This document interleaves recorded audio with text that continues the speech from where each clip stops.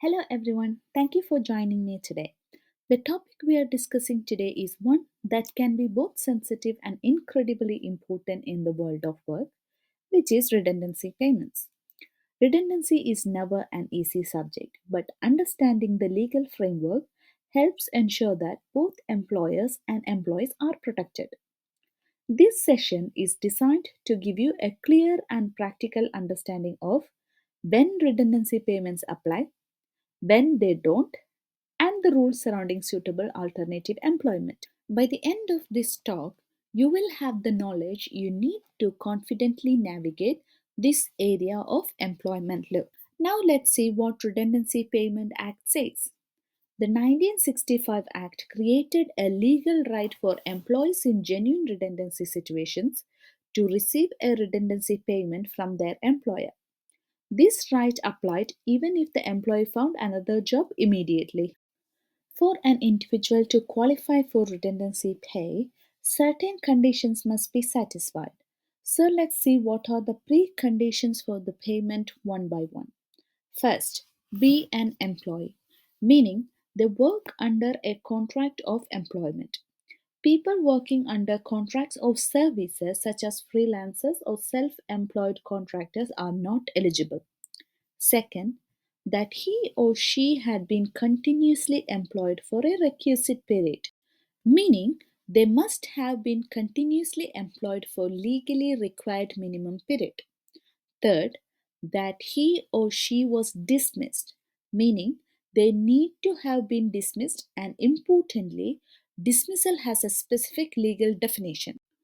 Finally, that the dismissal was by reason of redundancy, meaning that dismissal must have been by reason of redundancy, not dismissal on employee's conduct. If all these conditions are met, the employee is entitled to redundancy payment. Now, let's talk about the exclusions.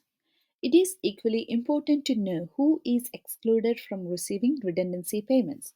For example, the master or the crew members on fishing vessels, civil servants, and other public employees do not qualify. Similarly, employees working under governments outside the UK are excluded.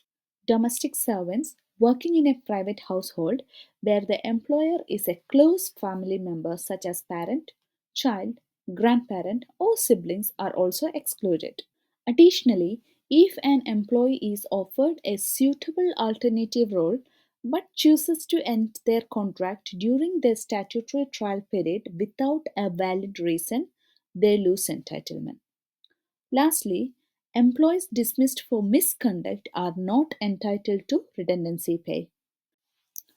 Even when the redundancy arises, entitlement to redundancy pay can be lost if an employee unreasonably refuses an offer of suitable alternative employment. Ensure such an offer must be from the same employer or an associated employer, and it must be made before the current contract ends. The offer can be made either orally or in writing, but it must take effect immediately after the original contract ends or within the period of no more than 4 weeks. The new role must either match the same terms and conditions as the old job or be deemed suitable in relation to the employee's skills, qualifications, and circumstances. If the employee unreasonably refuses this offer, they lose their right to the redundancy payment. In conclusion, redundancy payments are a vital safeguard for employees, but they come with clear rules and conditions. Employees must meet the preconditions of employment status, continuity, dismissal, and redundancy. Certain groups of workers are excluded, and misconduct or unreasonable refusal of suitable work can also remove entitlement. By understanding these principles, both employers and employees can better manage redundancy situations fairly and lawfully. I hope this session has given you clarity and confidence on the subject. Remember, knowledge of law is not just about compliance, it's about protecting people and supporting them through tough times of change. Thank you for watching. If you got any questions regarding the topic, Please leave the comment. I'll reply to you. Thank you.